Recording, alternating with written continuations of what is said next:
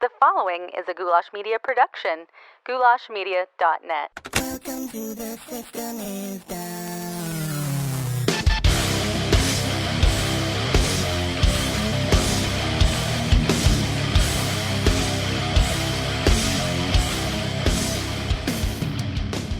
What's up, Downers? Welcome back to the least comfortable show on the web. It is, of course, as you know, The System is Down, where we talk about all the uncomfortable topics like conspiracies, politics, religion, and culture, and all the things that just make you go, ugh.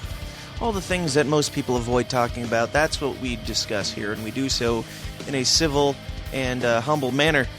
So if you're new here, go find the person who invited you, give him a big #MeToo, kiss on the mouth and a slap on the rear from you and from me, because you're going to enjoy it and I'm going to enjoy having you here. If you're watching on video, you can see that my office studio is it's kind of a mess. It's kind of a disaster, and I'm a mess because, well, wedding season starts officially tomorrow. At the time of recording this, it starts tomorrow for me, so everything is kind of a disaster, and I always have to tear everything apart and take all my camera gear to go film weddings, because that's what I do. That's what pays the bills. That's what keeps the lights on around here, and really pays to feed my family. What I enjoy doing even more, I enjoy my job. I love my job very much. I enjoy capturing people's moments and memories and being creative with it, and giving them something that they can, remember things with. But I enjoy this even more. So, if you want to, encourage me to quit my job, encourage me to quit doing weddings, and just go join the Downers Club at patreon.com/The System is Down. Also, if you're watching on video, pick this up, this nifty little guy at a yard sale this week. 50 cents for Baby Shark in a Jar. That's going to be my new desk ornament. If you have a name idea for Baby Shark in a Jar, feel free to let me know.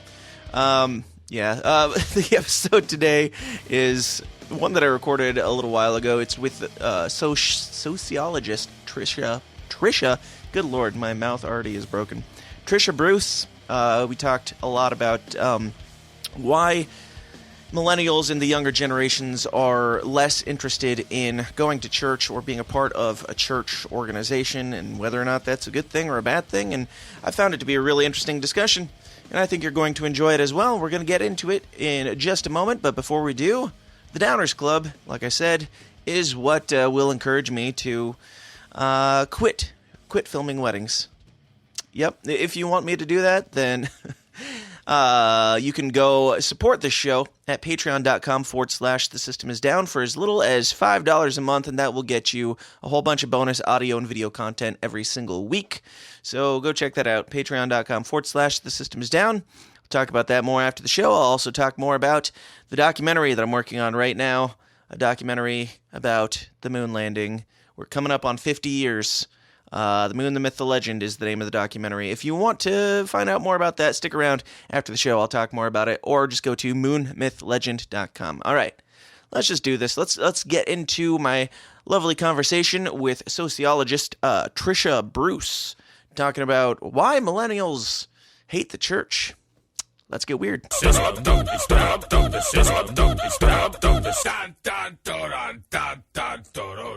My guest today is sociologist of religion and award-winning author Dr. Tricia Bruce. Tricia, how are you doing today?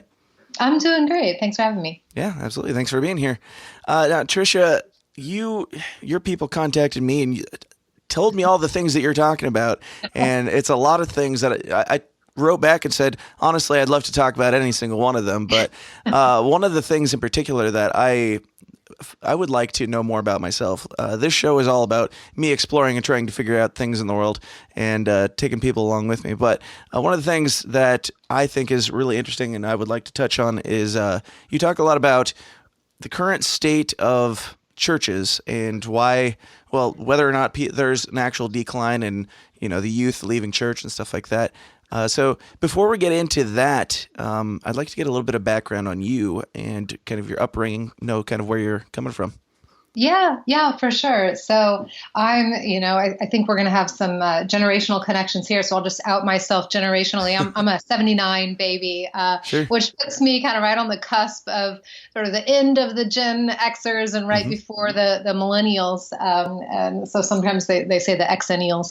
But my dad was in the military, so we actually moved around quite a bit when I was young. So I was born in Texas, but moved at some point, sometimes, every 3 months or so. So kind of got used to picking up and finding new friends and new communities. Sure. And at one point, we lived over in West Germany. This was, of course, before the Berlin Wall came down. And so I had an opportunity, even while we were over there, to visit East Germany, which was pretty cool. And then came back to the States and finished up high school in Texas, and then went on to college at Southwestern University in Georgetown, Texas, then out to California for graduate school, University of California, Santa Barbara, where I got my doctorate in sociology. But I think in part it was that that upbringing, moving around a lot, that really got me curious about people and trying to understand, how is it that people build their own identities and communities and move for collective change along issues that they're passionate about. So as a sociologist, most of my work has been in the sociology of religion. Sure. And so I've published a number of books related to U.S. Catholicism in particular, as well as other broader trends. Sure. Because there's so much to look at there. You never really run out. Yeah, absolutely. Now, did you have a religious upbringing as a child? Yes. So my mom, I was raised Catholic. My mom is Catholic, has been her whole life. My dad actually converted to Catholicism later in life when I was a little bit older. And so, sang in the choir, have very much that Catholic connection. At this point, ironically, I live in a state that has one of the least Catholic populations in the United States. I'm here in Tennessee. And so it's a bit of an exotic species, but certainly hold that connection, that largely for me, a cultural connection to Catholicism as well.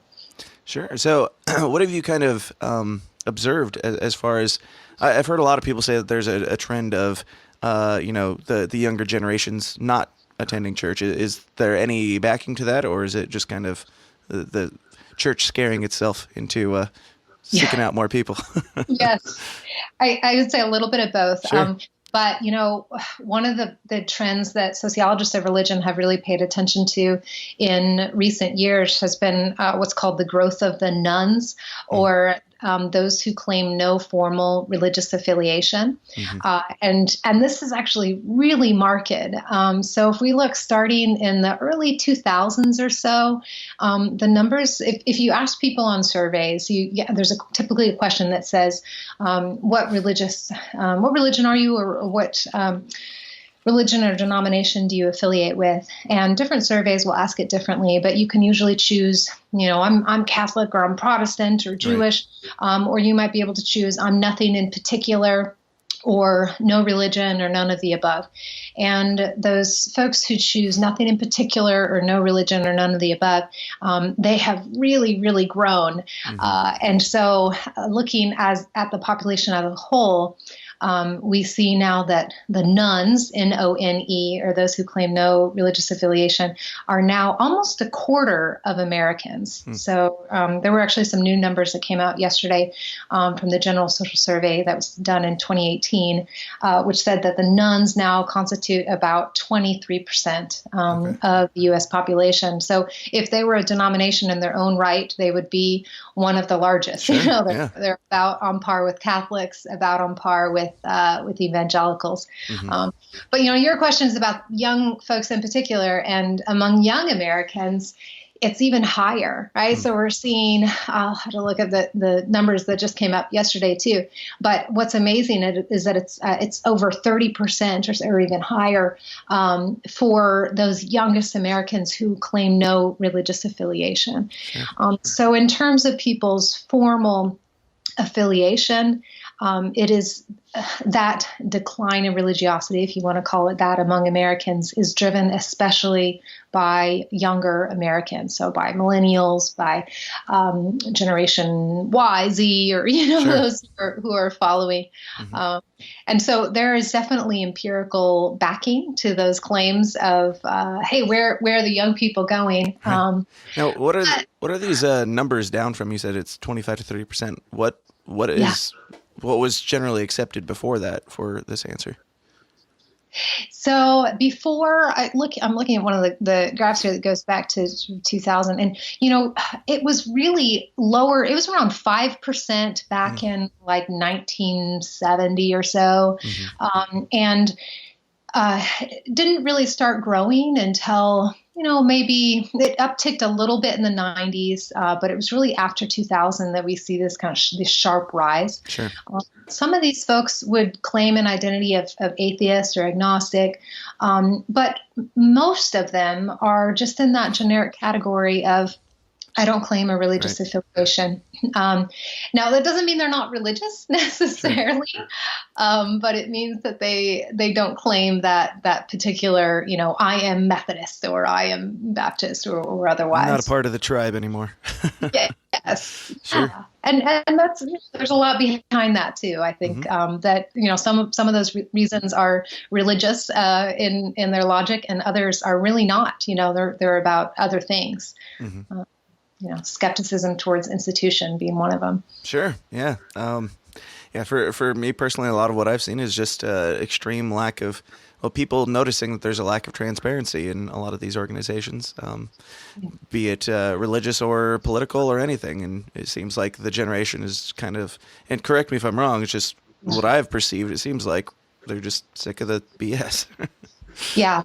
Yeah, no, it's true. I mean, there was some other work that was done a couple of years ago that looked at that tried to ask some of those who didn't claim a religious affiliation. Well, what are some of the reasons for you not claiming a religious affiliation?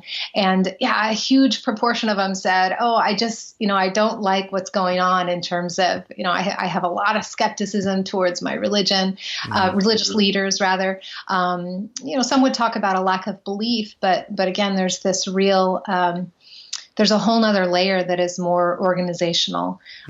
And for some that translates into creating a new type of religious collective or church that, you hear a lot, like it's a church that's not a church, or, but a lot of folks are leaving entirely because they're not satisfied with what's happening in terms of religion. Why do you think that is? Why now? Why in this generation do you think that is occurring? Yeah, it's a great question.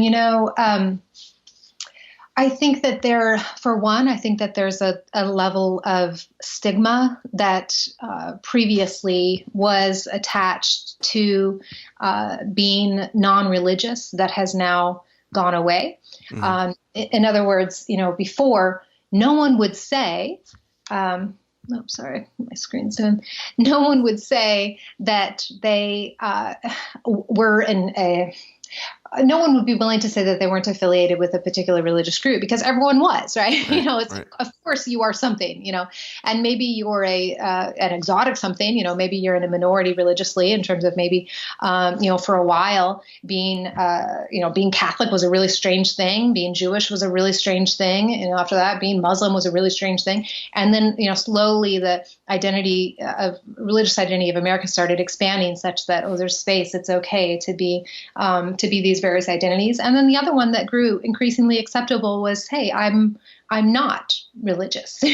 Sure. And again, I think especially among young people, whereas before among the silent generation or even the baby boomers to an extent, the expectation, the default was that one was religious. And now that's not the default.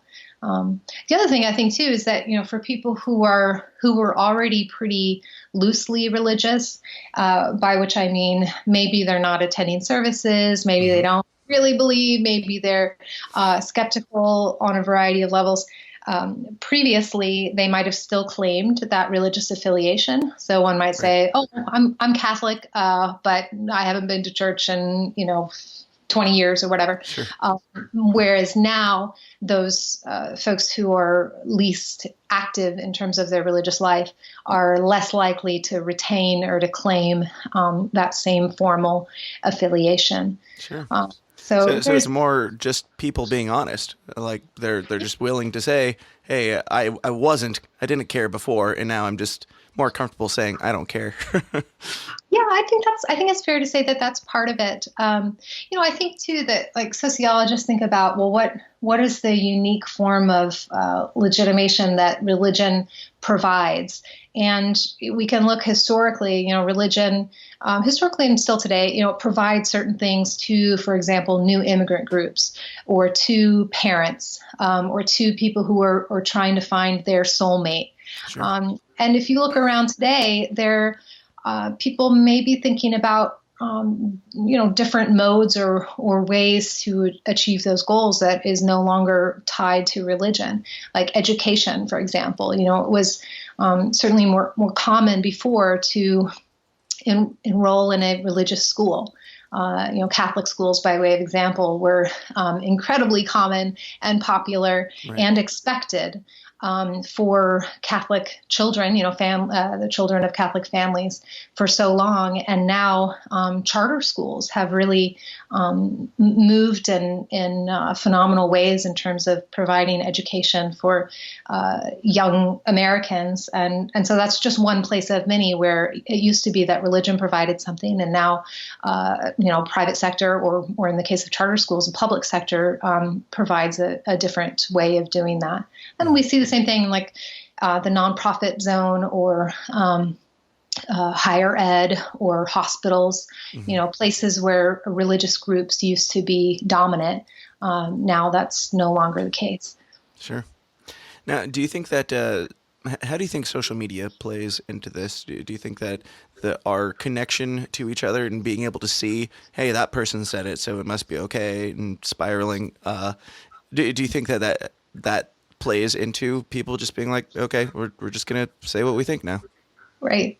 Yeah, I think social media has provided a space for everyone to find their group, right? And I think that has the effect of both amplifying and unifying particular religious groups, because we have to remember religion has not gone away. So Sure. this is not a secularization story. Certainly, the U.S. has been a hub of religious activity in pretty amazing ways, especially if you compare to other European countries.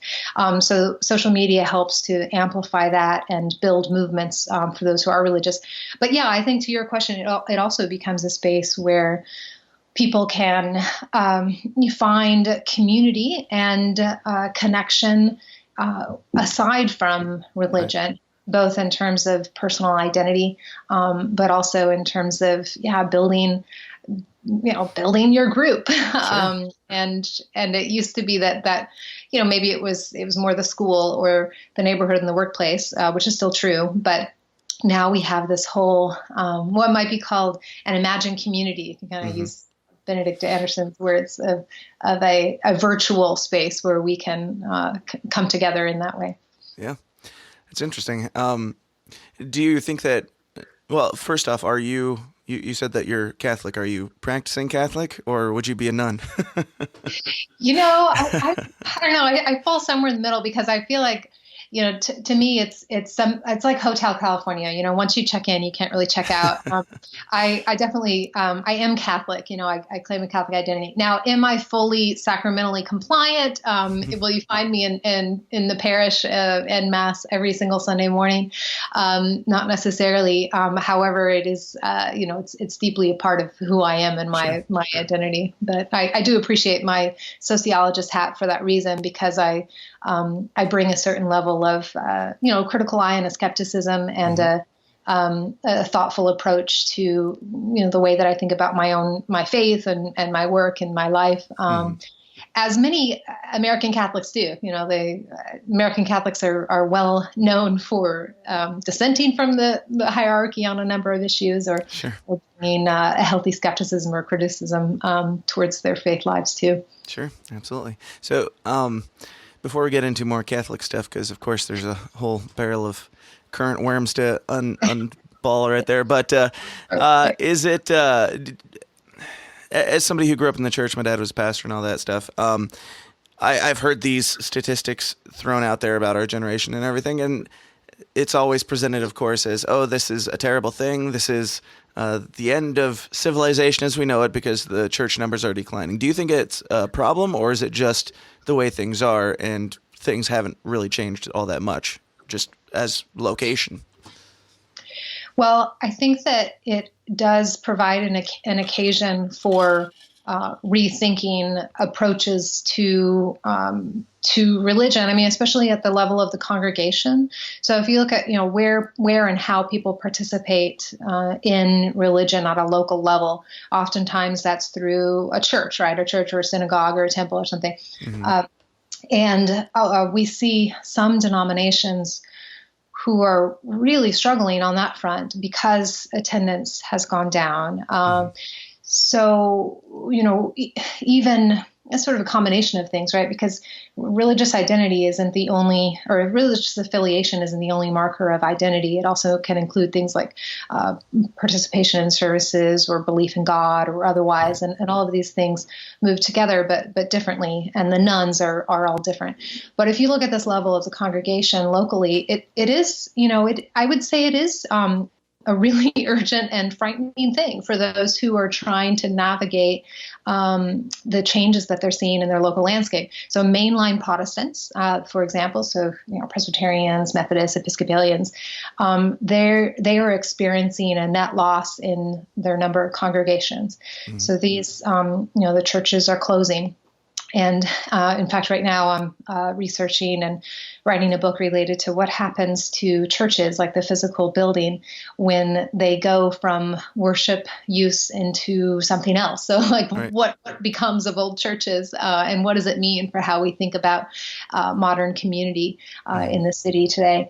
So a lot of these churches are actually closing. Others are being creative about how do we provide the social ministry that we provide when we don't have the same level of resources that we did before. Because, of course, congregations do so much more than worship services. They house the homeless. They provide meals for those in need. They mobilize people around causes. And so many have turned to thinking creatively about, well, how can we still do that? And then cities, too, have had to think, okay, if the religious groups aren't doing this anymore, who's going to do this? Mm-hmm. But yeah, I think that there's an opportunity to rethink, okay, how do we, if the goal is to get young folks back to church, right, then there are conversations to be had about, well, how does that happen? And I think sometimes the temptation is to think, well, we just need some better technology, snazzy, like make an app, like a Catholic Church has a confession app. Like, all right, you can confess on your app. That'll bring them back. I think that would keep them away if they don't have to go to a building to actually do anything. Right. Well, like Ash Wednesday, there's the drive-through ashes, Really? Make it as convenient as possible. Right. On the other hand, there's some leaders who say, let them go. We need a smaller, more true, church that is that doesn't compromise or change the way that we approach things. And as long as we keep proclaiming that truth, then they will come or not. And I say this again, I'm a sociologist, so I'm not a theologian, and I can't speak for religious leaders on that front. But I do know that it's not. It's true in the sense that, this is real. The departure is real.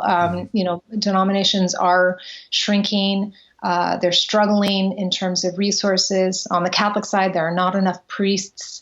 And those numbers force some really difficult choices around what to do. Evangelicals are doing a little better. Evangelicals actually are maintaining a somewhat more steady line, sure. But we'll see what happens in time. Gotcha. Now, do you think, I don't know, with people leaving the church, I tend to lean more on the side of the skepticism. Maybe they're leaving because you're not doing it right, and you're not being authentic, and you're not making it a place where people feel welcome to be open and honest and real. And so they're seeking out community in a place where they can. And, if your church numbers diminish because you're not able to give, not that, if you feel like, not that you should be like changing the ways that you believe necessarily in order to keep people around, but if the people don't like the way you're doing it, then sorry, you're going to have to close. And that's just on you, because maybe you were doing something wrong the whole time. Yeah. Yeah. It's hard to figure out, what, because it's sort of the mix of like what is effective and what is right or moral, right? Sure. And so, interestingly, like on the sociology side, some of the denominations or the religious groups that grow the most are the ones who ask the most of their followers or adherents, if you want to call it that. So like Mormons, for example, it's a pretty high bar to be a Mormon, Jesus Christ of Latter-day Saints. It's like, you don't drink alcohol, caffeine, all these rules around what you wear, what you do, what you say. But you can have multiple wives, right? So it's worth it. Well, it depends on the variety there, but sure. But yeah, there's a high bar, and so but that's a group that is growing, right? We're seeing growth among Jesus Christ of Latter-day Saints. Mm-hmm. On the other hand, groups that have been more accommodating, we might say, to society, so like the Episcopalians. Or the Presbyterians who, have made a lot of changes to be accommodating in terms of, okay, women can become clergy, greater acceptability of LGBT folks, same-sex marriage and the like. So it would seem that, okay, if you have this willingness to I don't know if you would call it sort of adapt doctrine, but, be open to the changes in the world, then won't that increase your membership? But in fact, it's the opposite. Right. These are the groups that are shrinking. I mentioned the evangelicals are maintaining relative stability. I mean, that's a high bar too. Talking about sort of a born-again experience, a pretty sort of otherly worldview, potentially, it's asking for a lot. And you see people who very much adhere very strongly to that. So I'm not sure that it depends on what you look at, right? Do you want the morality, the right path, versus do you want the one that's going to bring people in? Right. Yeah, absolutely. And you said that them kind of bending the rules to make it easier for people to accept it. Does that go, like, how is that played in with the Pope? Because he's been quite a radical Pope, changing some of the the rules and things as he goes. Have they kind of seen similar outcome from that? Yeah. So on the Catholic side, I would say, I would back up even a little bit farther first, which is to say in the early 1960s, there was the Second Vatican Council, so 1962 to 1965.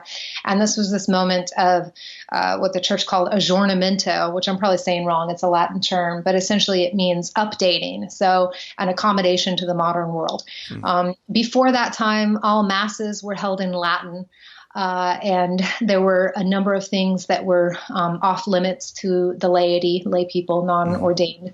And Vatican II changed all that. And in part, again, this idea of, okay, you accommodate, you open yourself up to the world, and then it's going to expand and grow.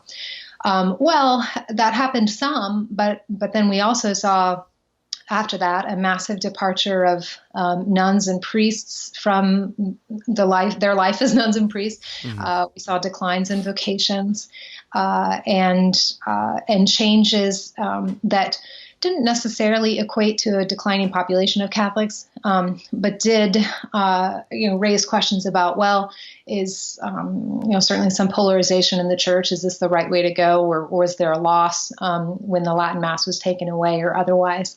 And so when you follow that up to more recent times, so now we have Pope Francis, of course, who is an incredibly popular pope.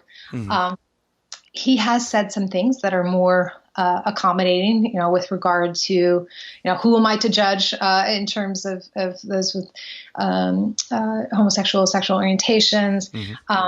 But the teaching of the church hasn't changed. And, he's done some things in terms of organizational leadership and trying to manage the ongoing crisis of abuse in the church.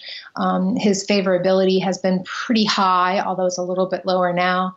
But the church, the Catholic Church is super slow to change. Sure. So so far, I think it's fair to say that he has made a difference in terms of introducing, a greater focus on the environment, perhaps a higher level of sensitivity and acceptance of folks who are gay. But the teaching is still the same, right? It's still same-sex marriage is still not allowed. Women are still not to be priests.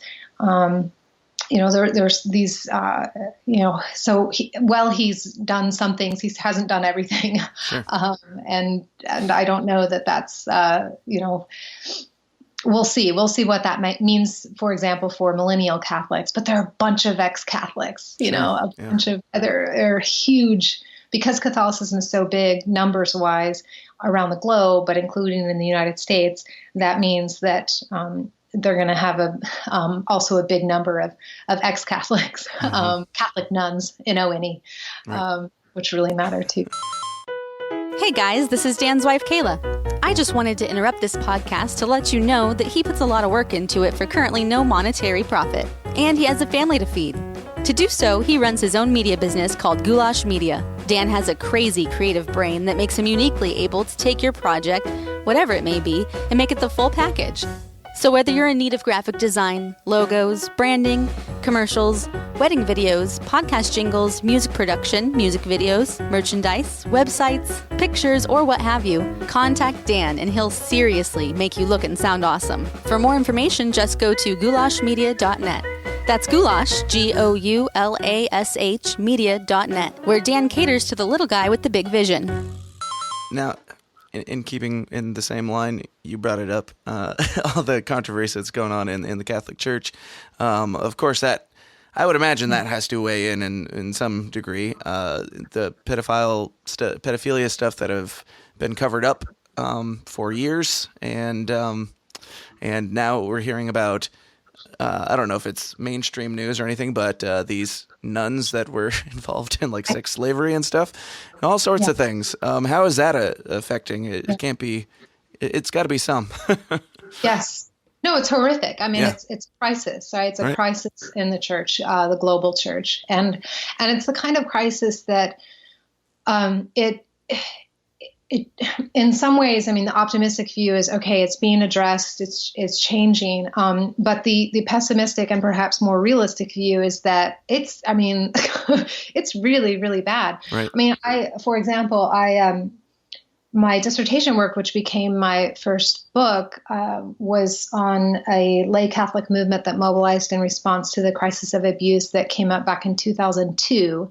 And so this would have been the timing when the Boston Globe did all this reporting. And if you've seen the movie Spotlight, that was the focus of that film. And that was 2002. And so now here we are, almost 20 years later. And the feeling at that time was, okay, this is really hard, but we're going to make these big changes and this is never going to happen again. And it's going to be resolved. Well, we know now from revelations that continue to come out that it certainly has not been resolved. Now, there are a few caveats on that. One is that most of the cases of abuse that are revealed, even the newer ones, track back to the 1980s. So even though they're new in terms of we're just hearing about them now, the actual abuse took place some time ago. Sure. There are exceptions to that. But a lot of this is just, the church and the public catching up to horrific things that happened back when. And this included or was an outgrowth of, for example, priests going into seminary when they were super young, 13, 14 years old, not yet developed in terms of their, physical self, social self, sexual self. and then becoming celibate priests, and not having adequate formation. Now, a lot of that has changed. Seminaries now accept people when they're much later. They don't accept children to come in to become a priest. Right. There's a lot more formation and training. There are a lot of preventative measures for priests today. There are background checks, and both for laity and for priests. But even that doesn't address these larger systemic issues in the church, some of which have to do with the fact that lay people and women are not invited into the highest level of decision making in the church. The role of celibacy and how that can be problematic, right? For people's, if you want to call it, sort of natural tendencies. And a level of authority that is sometimes exercised at the expense of, what I think we can say is the moral good. Mm-hmm. A lot of these priests were. It's one thing. It's bad enough that they have an allegation and a true allegation of abuse. What was even worse is that that so many bishops and those in positions of power would then move the priests from parish to parish. When I did interviews for my first book, relatedly, it was so painful to hear from people. Some of them were survivors of abuse themselves. And I remember one guy telling me too, he's like, it was one thing to hear, it was bad enough to have experienced the abuse myself. And then I heard that other people had experienced the abuse. And then I heard that the same priest left my parish and was sent to another parish and then abused more people there.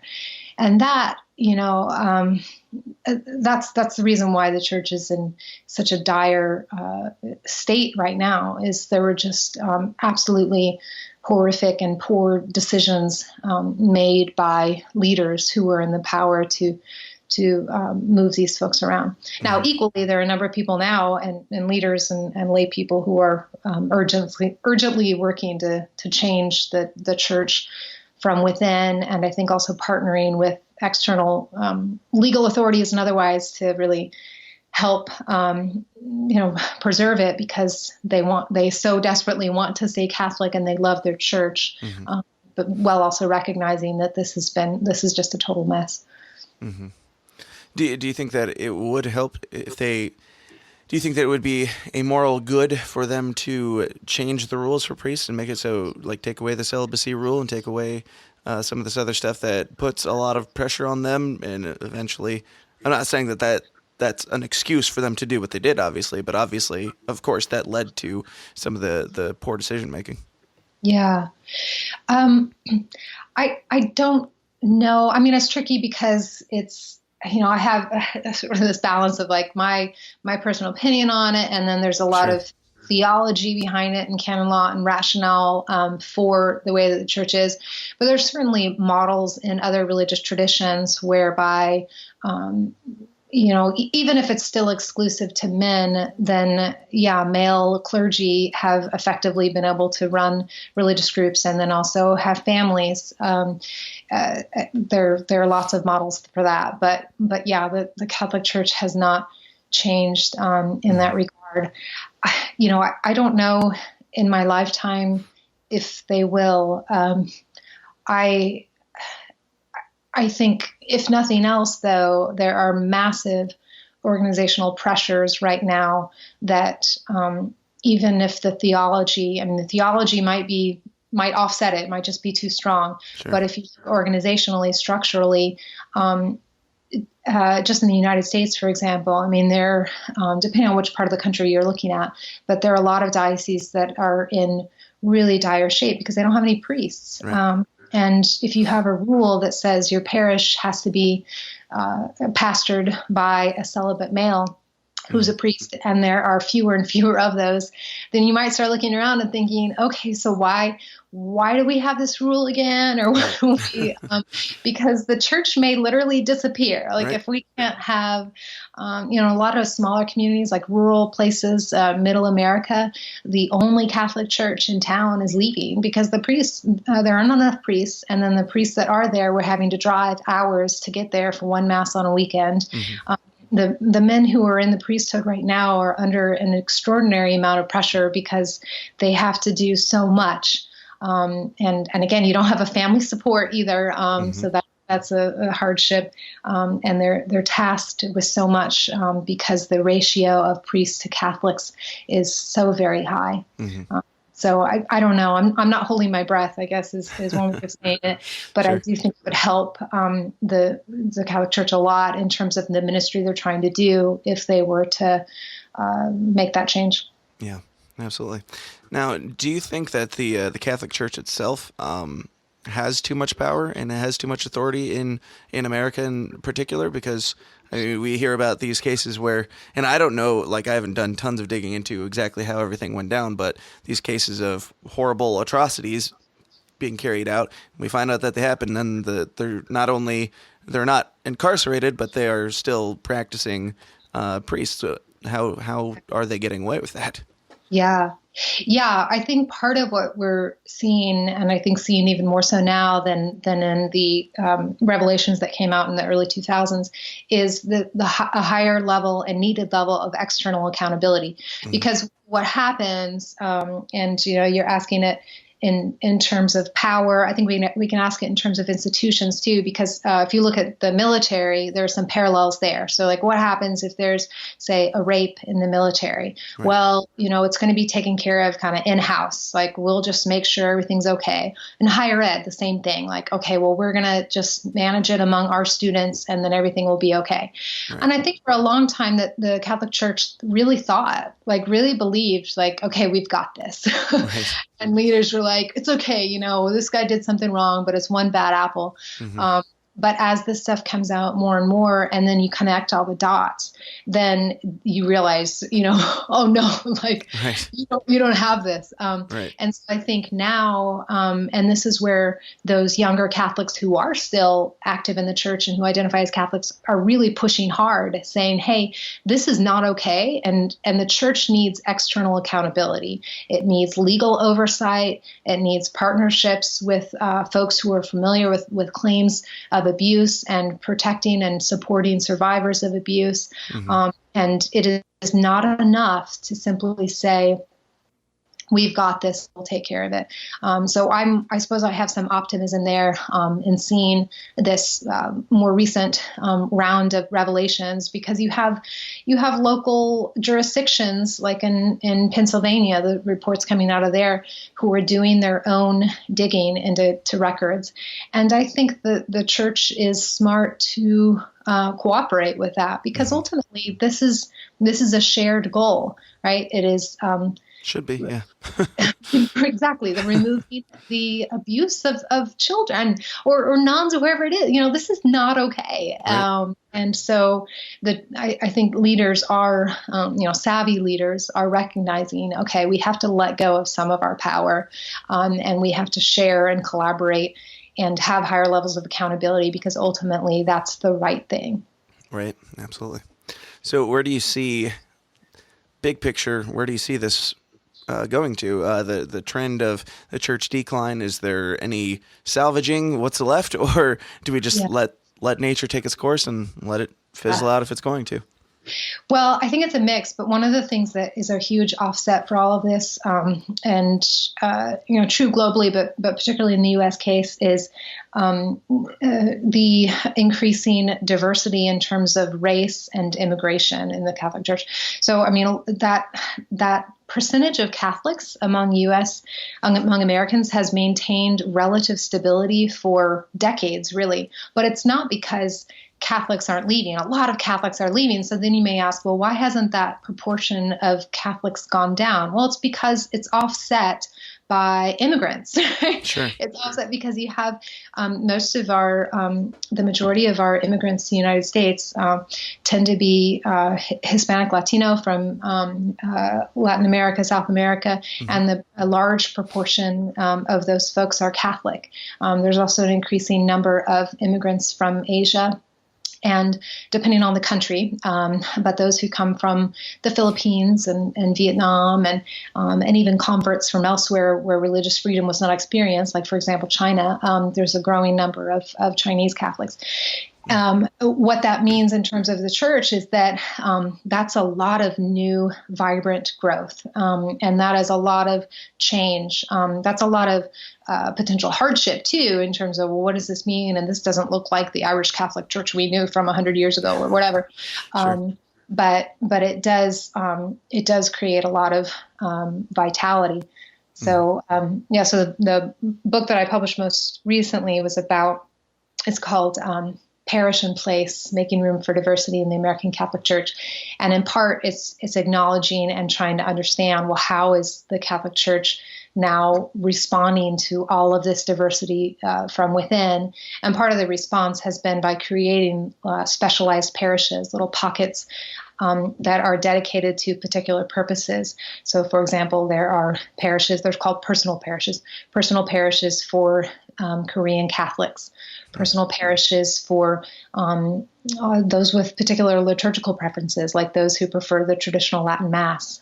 There are social justice personal parishes, and these are different than the normal territorial parish, which looks more like a parish that serves a geographic area, much like a school district or a polling area does. But these work a little differently. So I think, looking at what's next, I think, the church is now grappling with, at a local level and a national level and a global level, what does that increasing diversity mean, and how does organizationally, what's the response to accommodating that? Because there are different expressions of Catholicism. There's lots of variety, and the same is true with other traditions who are grappling with that kind of change and increasing diversity from within as well. Mm-hmm. Gotcha. Now, to take it in a slightly different direction before we close here, I'm curious your thoughts on. I've said before, possibly on the show even, that I don't know.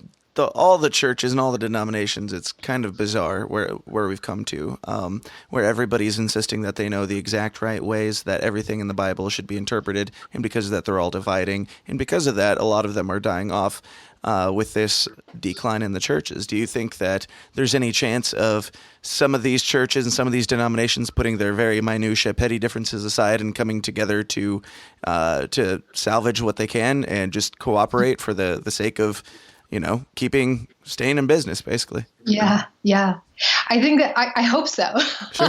I hope so. And in fact, I think this is where there's a lot of hope and energy around, what does it look like, for example, to think about the environment as a unifying concept, that people want to unite around regardless of religion? And what does it mean to say we want to have make sure that education is provided for all, or we want to make sure that life is protected in various ways? There are a lot of these types of issues that provide a platform and a community where you see some really even surprising unification and partnership across lines of even political ideology or religion or race or otherwise, where people can come together. We see the opposite too. We see a lot of partisanship and a lot of silos where we tend to ignore others who don't share our opinion. But I think that if we can get outside of our own spaces, which sometimes means literally getting outside of our own neighborhoods, because our neighborhoods tend to be so segregated too, and have conversations across those lines around shared issues, then absolutely there's great hope for a positive social change moving forward. Mm-hmm. Absolutely. So, do you have any final words for the people out there? Like, I mean, you're somebody who's an advocate for, keeping the church together for its good. So what would you say to these people who are, they don't have ill intentions. They just don't have necessarily interest in church the way it's functioning right now. What would you tell those people? I'm not an evangelist. I'm not, sure. sure. But what I keep coming back to is, I think there is a shared interest in, respect and, community and safety and lack of discrimination and, these sort of issues of human rights. And so to me, I am concerned less about, what somebody marks on the survey about their religious affiliation or otherwise. But I'm really concerned when a synagogue is shot upon, or when someone can't walk in a street without getting dirty looks as if they don't belong because they're wearing a hijab or something. That's where my heart is people can have their personal journeys and explore, what is needed in terms of their, relationship with spiritual others or otherwise. But we have to respect each other, right? And that's I think the premise of what American values stand for. Perhaps if we want to go that far, and why we have a Bill of Rights and whatnot, is to say that we have an ability to be who we are without the risk or the fear of being harmed or hated by someone who's different than us. I hope. Yeah, absolutely. Well, Dr. Bruce, it's been an absolute pleasure having you here today. Go ahead and tell everybody where they can find out all the information about you and the work that you've got going on, your books and everything else.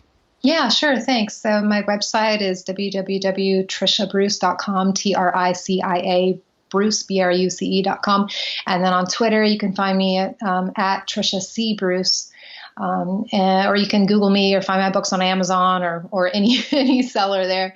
I have some other several books out, another edited volume on American parishes coming out in a couple months, and then a couple books I'm writing now. So stay tuned. Awesome, love it. Well, again, thank you for being here. Thanks for your time, and we'll do some fun bonus content right after this that people can get by going to patreon.com/The System Is Down. But thanks for being here, and I look forward to having you on again in the future. Awesome. Thanks for having me. Hey guys, thanks for sticking around to the end. I hope you enjoyed my conversation with Tricia Bruce as much as I did, and I did. I found it to be a very, very good one indeed. And we recorded a whole, I think almost an hour of bonus content talking about a couple other topics. I don't remember what they are offhand. It's been a while since I recorded it. I think we talked about abortion, stuff like that. Some more uncomfortable stuff, things that she has kind of like a good eye on, I suppose, a good take on as a sociologist. So if you want the extended episode of this conversation, just go over to patreon.com/The System Is Down and sign up for the Downers Club for as little as $5 a month, and that will help this show keep going and growing and getting bigger and better and more beautiful every single freaking week. So do that. All these links are down in the show notes, so check them out. You can also join the System Is Down forum. That's our forum on Facebook, where everybody gets together. All of us weirdos get together, and we just discuss different weird things that are happening in the world. So go join that. It's absolutely free. It is a private group, so you'll have to ask to join. But go to Facebook and just type in the System Is Down forum, or go to tsidpod.com/forum and ask to join. If you look like a real person, I'll let you in there. No sweat, no problem. The only rule is don't be a dick. Other than that, just get weird. That's what we're all about, is being weird and real and raw. And if you're real and raw, you're going to be weird automatically, if you're being honest. So the other things, of course, are go follow, like, share, subscribe on all the platforms. If you know of a platform that we're not on, let me know by shooting me an email, dan@tsidpod.com. But you can do all the followings and such on the Facebooks, Twitters, the Instagrams, the YouTubes, the huge tubes, the minds, the gabs, the Instagram, I think I said that. I don't remember. All the things. Go check them out, because I post.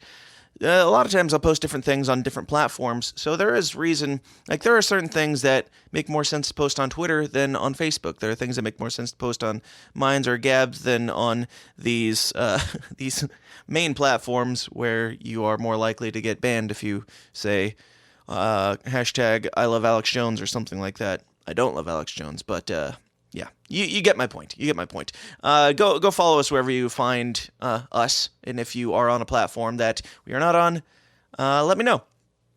Also, please leave us a review on iTunes or Stitcher or whatever you're listening to this on right now, and check out the second weekly show, the second free weekly show, the QAnon Chronicles with Scott McElroy. It comes out every single Friday, where Scott breaks down things in the news, things that are going on around the QAnon conspiracy ideas, and just kind of brings that into layman terms for the lesser autistic people in the world, I suppose, who have more of a problem filtering through some of the weird codes and stuff that goes on in that theory. But it's very interesting, fascinating stuff, and there'll be another episode of that coming out this Friday, so check that out. And you can check out all the other ones either wherever you're listening to this, or you can go to QAnonChronicles.com. All right, I think, nope, that's not it. The documentary, Moon Myth Legend. Good Lord, we have too many announcements. I need to stop doing things.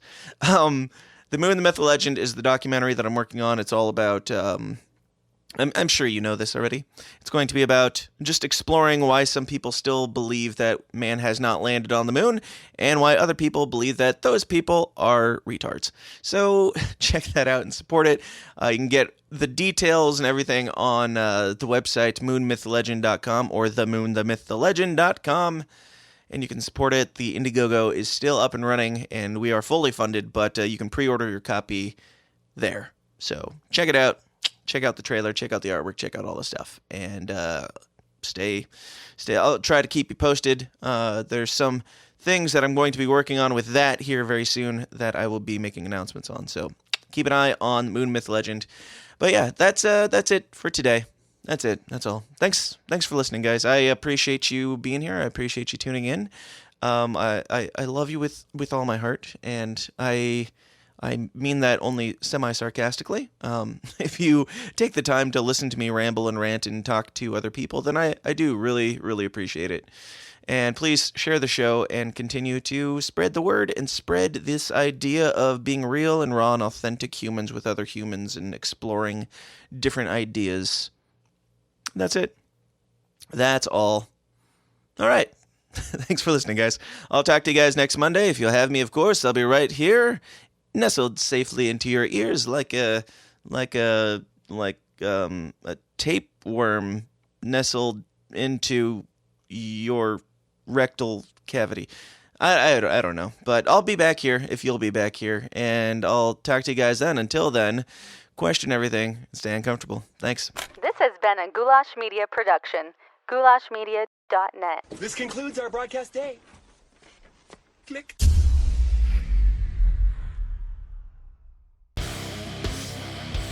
Hey Downers, if you like this video, be sure to like, subscribe, and hit that notification bell. But more importantly, go join the Downers Club at patreon.com/thesystemisdown, because the evil wizards of YouTube almost never let us monetize anything on here. Thanks.